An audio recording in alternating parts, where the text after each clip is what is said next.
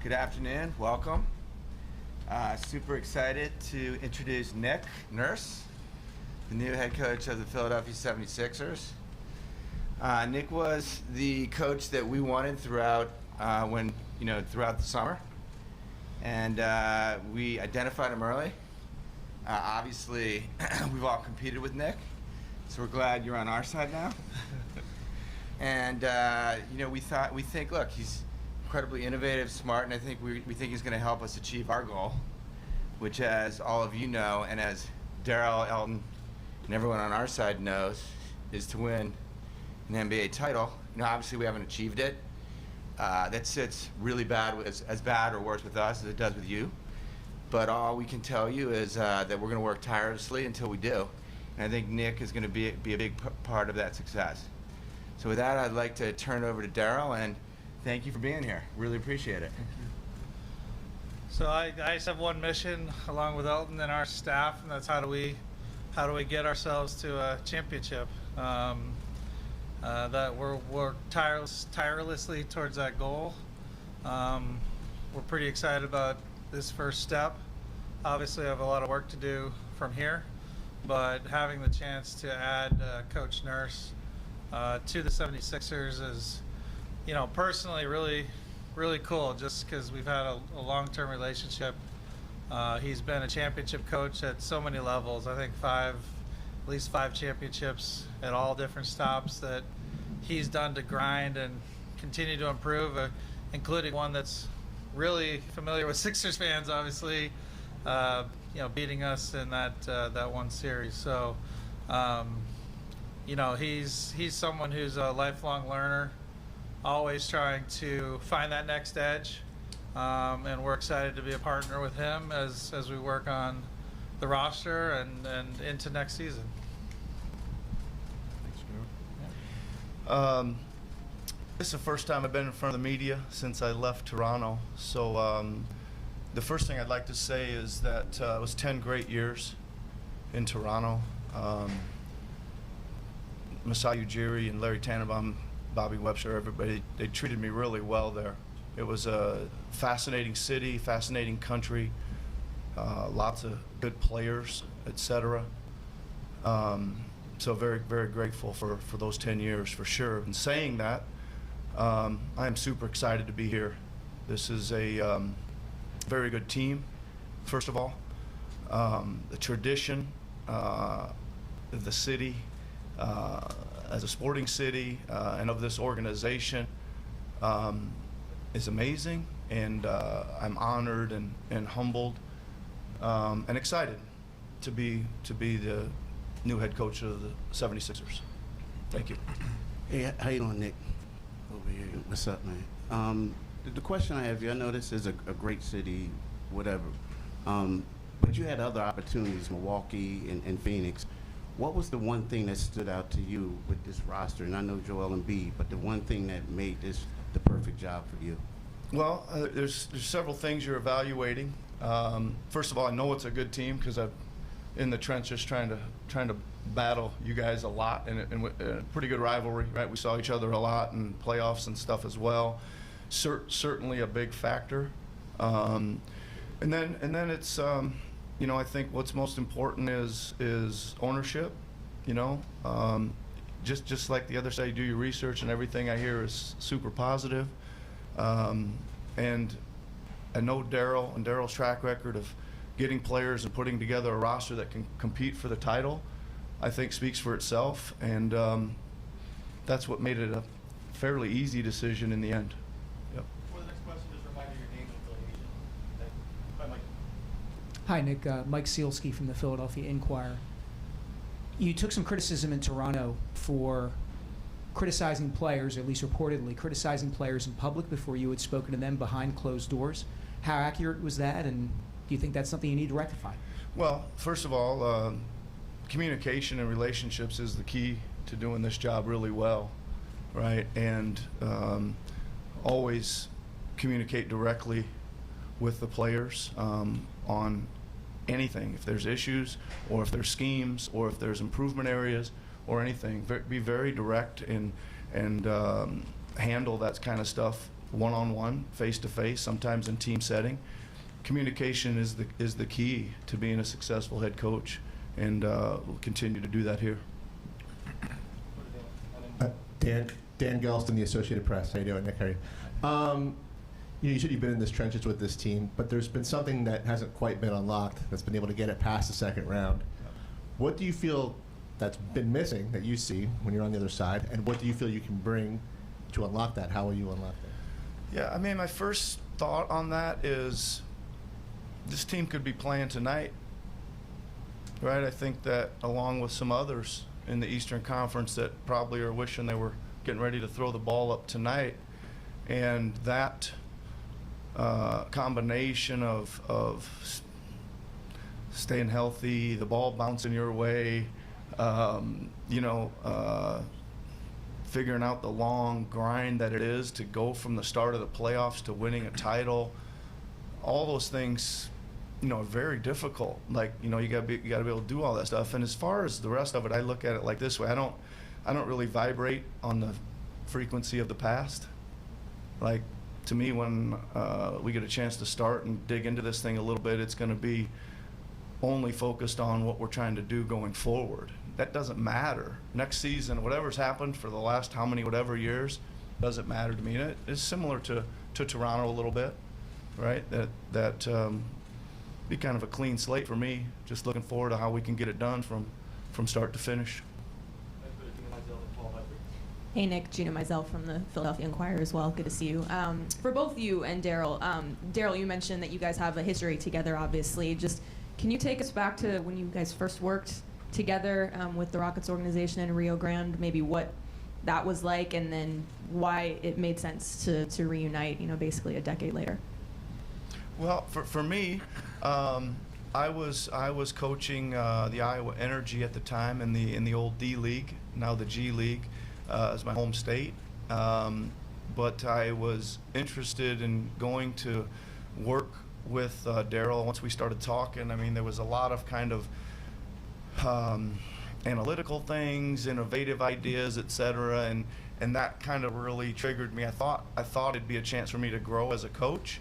And I can just remember some of the things leading in there. It was like, use that as like a laboratory. We're going to try this and try that, and I think that was kind of what I've been doing. Some of the other places I'd been coaching, just trying things, and when they work, we kind of keep them in our toolbox, and when they don't work, we crumple them up and get rid of them right away. But he encouraged innovation and creativity and trying to find a better way to do things, and that's what triggered me to go there originally. Yeah.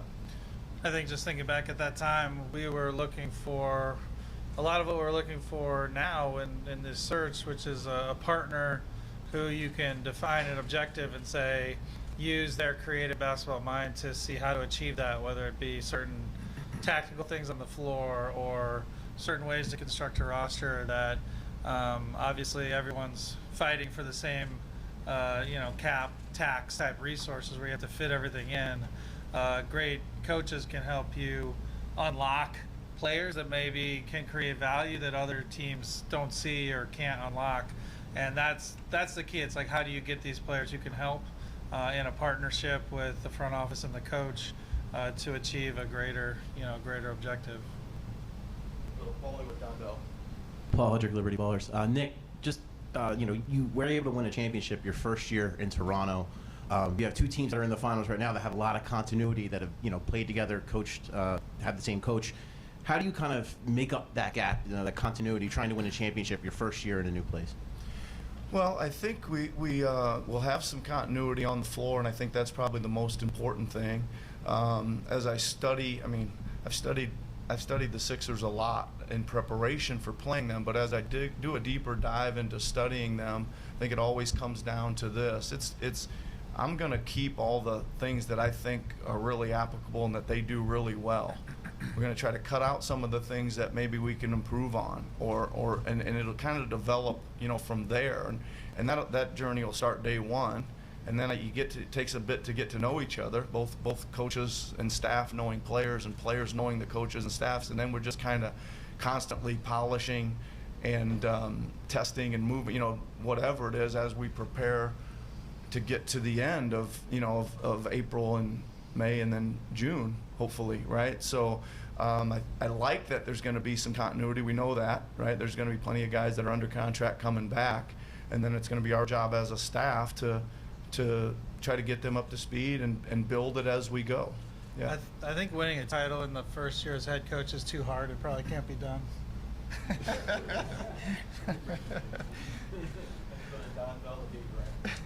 Nick, hi. Don Bell, CBS News, Philadelphia. You were able to load manage Kawhi and Leonard, and obviously the Raptors, to a title in 2019. How might that experience with Kawhi help you with Joel? Well, I think it'll help a lot.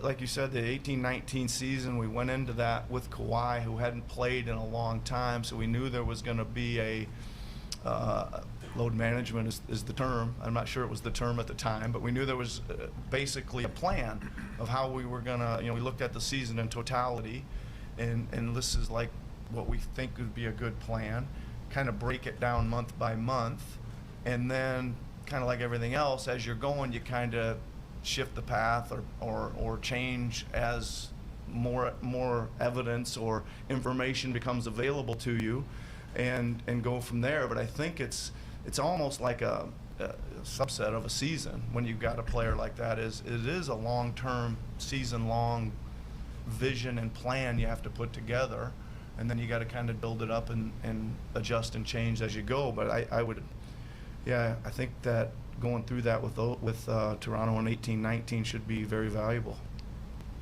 Hi, Nick. Dave Rim from KYW News Radio here in Philadelphia. I know you and Joel have expressed respect for one another in the media before. Keith the other day reported your meeting went well, but at the same time, Joel has taken some jabs at you in the media, the Nick Nurse route of talking to the referees. How do you think that you can make your relationship with Joel work during your time here? And then the second part to that question, given the success at times that you have had against him, what do you think you can do to take his level of success to that next level? All right, that's a good question. A lot of stuff in there. First of all, I think that it's been an interesting experience coaching against Joel and on many different seasons, and I'll answer the last part of your question. Like, we threw everything almost I think you could possibly throw at a guy. It was that hard for us to try to stop him, right? So we threw a lot at him. So at least I think that we can offensively say this is what we did and here's how we can beat it, and we've almost covered most things, right? So there's one part of that, but the rest of that, it's a little bit entertaining for me because I understand there was some exchanges and things. I didn't even really, when you're out there and you're in the heat of really competing, I don't even really remember them, but I accidentally had my TV on yesterday and I saw a couple of them. They were pretty good. I was like, man, I don't even remember that, but now I know what everybody's talking about here a little bit. And then it kind of grew to such a for me anyway, a respect level of him. It was we throw one thing and literally even in that playoff series, a game later, he would adjust to it, and we couldn't do what we kind of were banking on this, that we could do, and he'd adjust to it. So, I guess again, it was a tremendous amount of respect level for me. And then, as far as the building the relationship, I mean, listen, I think he really competes, and he really wants to be great, and just it's a collaborative effort. Like here's how do you see it? Here's how I see it. Let's figure this out, and for me, I just want him to have as much success as possible, and that translate to team success as well. Yep. Howard, David Murphy, Nick, Howard Eskin, Sports Radio, WIP, right here, to Daryl, Trent Krim. But you talked about philosophies, about getting this team to win a championship. Mm-hmm. The team doesn't seem to be able to get past the second round. You figured out a way. Can you be more specific what you can do with this team, with the core you have, whether James Harden's back or not, to win a championship? Well, the first thing is, and this is again a little bit of experience or historical background, is some teams, there's you guys have mentioned the second round to me twice already, and we're gonna hit that head on. Like, we know, like, we're judged on how we play in the playoffs. Like, it was the same in Toronto, that we hadn't played that well, and certain players hadn't played that well, and all those kind of things. So the reality is that's the truth.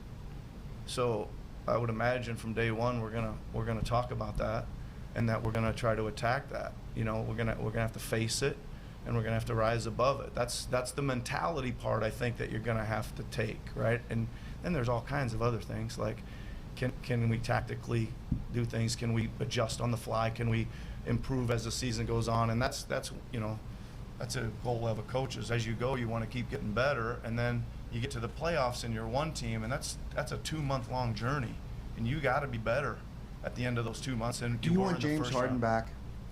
Pardon me? Do you want James Harden back? James Harden's a great player. That didn't answer the question. Well, I would say this, is that James has a decision to make, and I'd be very happy if he came back. Yeah. And Daryl, one quick question for you. You said when you were here before, when you announced relieving Coach Rivers, that you wouldn't let players be deciders and involved in the process. Well, it was reported, and obviously, apparently, there's nobody who's denied it. Joel and Nick met. So you did let players get involved in the process, and if that's the case, why? Yeah, I'd say, look, I think for a coach to succeed in this league, he has to have, like you mentioned, great relationship with his players, especially his top players. Coach Nurse has talked to all the top players on the team. So, but in terms of like the final decision on coach, that was mine. Nick, Dave Murphy with the Philadelphia Inquirer. Game of basketball has changed a lot over the course of your coaching career. You've been at the cutting edge of that at times. Your best player is a big man now. How do you see that fitting into kind of the current modern NBA and your offense, and what can you do to kind of make Joel Embiid part of a functional championship offense? Yeah, I think the game is constantly changing. First of all, I think that you've got to always be trying to look at, like, maybe how things are shifting or how things are shifting back, et cetera. And there's a stretch maybe where people say, well, the big man is out. Well, a pretty good big man playing tonight for the whole thing, right? I mean, I think there might be a swing back, maybe the other way. I don't know, but you got to kind of pay attention to all that stuff. But for me, like, Joel has a lot of attributes. First of all, defensively, very, very good, right? And then offensively, he's very, very skilled. And again, it's a little bit early, but I think that once it starts and it starts unfolding and we start learning each other and all those kind of things, we're just going to try to max it out, right? Whatever that means. I can't sit here and tell you tactically what that means today, but we're gonna certainly try to put him in situations where he's going to be super dominant. I mean, with regard to Jokic, who you mentioned, Yep. I mean, both. I think, yes, he's a big man, but if you look at him and Butler, they're also both kind of facilitators. Is that something that you think Joel needs to incorporate a little more into his game? Well, I think that a couple things. The short answer to that is yes. I think he's got the ability to do that. I think it's part of what I historically like to do as well. I also think that there's a lot of changing defenses now, a lot more than you've probably seen, I don't know, 6 or 7 years ago. So you got to be able to combat and be ready for all those. There's a lot more switching, all those things going on. And we just got to be ready for all of it. Yep. Hey, Nick. Right here. Kyle Newbeck, Philly Voice. Tyrese Maxey, probably one of your clearest paths to any kind of big internal improvement, I guess. Yep. From afar, what has your impression of him been, and then what do you see as, I guess, the next step that you can help him take to be that sort of maybe all-star level player? Yeah, first of all, from afar, playing against him was very difficult. Just the sheer speed and quickness in that he has it was tough. To game plan against him. Just like sometimes you just can't beat the speed. You can't come up with anything to beat the speed. But what he did, man, what our experience was is it wasn't just speed and layups. And he started shooting the ball really well, and then he started making, little further layups, and then a little further. We were trying our best to get him away from the rim, but he'd still make a lot of those. So I think I agree with you. First of all, your thought and your question is he's got a tremendous chance to improve and take a step forward. And from all indications, and that he's really hungry to do so. Good worker, good person, really wants to get better. There's some specifics, I would say, being more of a creator. Said about what is creating? Well, creating is you're scoring or you're drawing more people than one, and then you're creating for others. So can he make the reads, all the reads? And I think that's like the first place I would start offensively is getting him, more reps in the pick and roll so he can make the reads to all the other players on the floor depending on what he sees, right? Yeah. So on the other side of the ball, obviously defensively, a lot of your guards you had success with in Toronto, Fred VanVleet, Kyle Lowry, not necessarily the biggest guys. And your system in Toronto heavily predicated on wings and guards kind of pinching the paint, closing out. I guess a guy like Maxey, who his defensive reputation hasn't been the best. What is the path of turning a smaller guard into an impactful defensive player? Yeah, you used a good word there, impactful. You got to impact the ball a lot as a small player. Like get into it, get up underneath people, get over screens, impact the body of the ball handler. That's one thing I would say that we didn't really think that he wasn't a good defender. We thought he was. Again, we thought with that quickness and speed and all those things that our guy he could get up the floor a little bit and disrupt rhythm and all those kind of things. So we'll see. But yeah, we're gonna. I mean, one of the things is we like to guard pretty hard, and especially the ball. So we will certainly be diving into that and probably working on that with him. Yeah. Go a few more. We'll start with John Clark. Hey, John Clark with NBC Sports Philadelphia. You talked about being able to talk to Joel. Have you had a chance to talk to James Harden since you've taken over? I have. And what would be your sell job to him about why maybe you can unlock something with him staying here, him and Joel and the rest of the team? Yeah, I mean, listen, I think that we didn't get into that, right? When we talked, I am going to sit down, as I am with all the guys. I'm going to go sit down with them all one-on-one, face-to-face here shortly. But listen, I think that winning is always the sell, right? Can we be good enough to win at all? That's got to be a goal of his. And if it is, then he should stay here and play for us, because I think there's a possibility of that. Did you take the job hoping and expecting that he would be back, or not sure and not expecting that he would come back? I took the job because of these two guys and their track record of all of it. I mean, listen, I think that, again, I'll get a deeper dive and deeper look at what we actually have and are gonna have going forward later in the summer. Like it doesn't make a whole lot of sense for me to go super deep into what we have until we know what we have. I'll go super deep into guys we know that are coming back and what skills and things that they may need to develop between now and training camp. But no, I took the job because of these two guys and the players. Yep. Got two more. We'll start with Kai Carlin and Austin Krell. Hey Nick, Kai Carlin, Sixers Wire. Fred VanVleet described you as a different guy. It's just in terms of like the schemes and things that you kind of come up with. What's it going to take to kind of get like these guys maybe buy into maybe an unorthodox scheme or anything like that in like the middle of a game? Yeah, just like all of it. Again, it's a collaborative effort.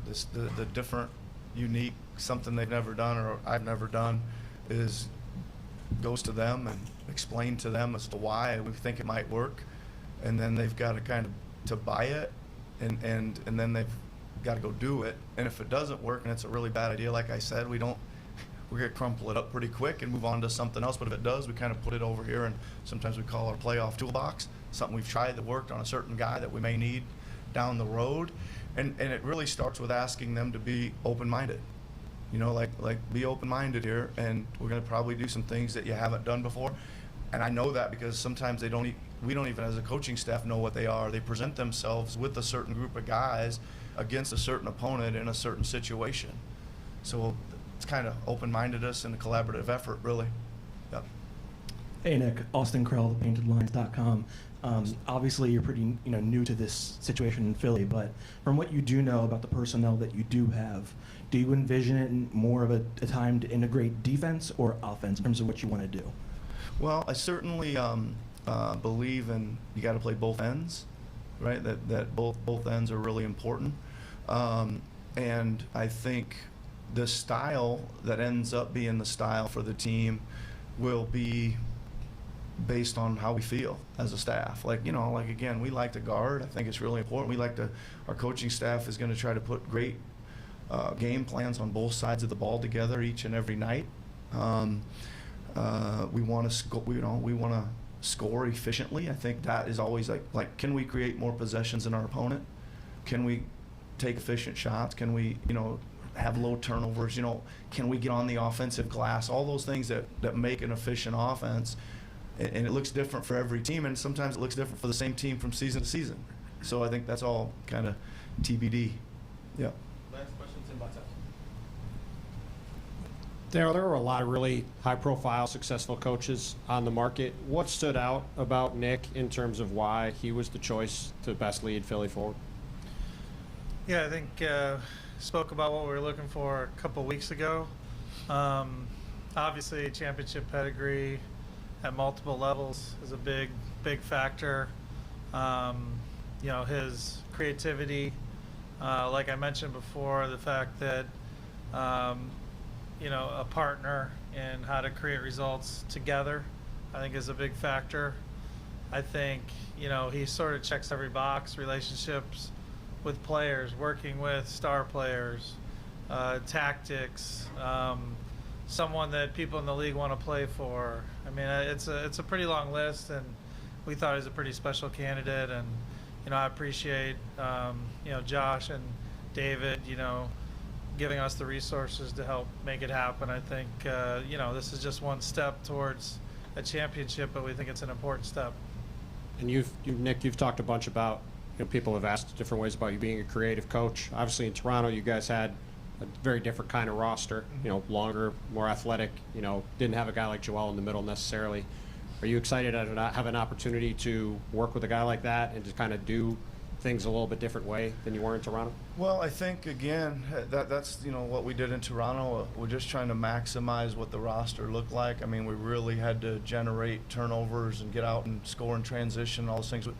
2018-19 was a different roster. We did have Gasol, and so we played a different style and a different defense. And again, it's gonna be like whatever's best for this team, right? Whatever's best for this team, and to try to get them to be the best they can be. Thanks, Coach. Thanks, Scott.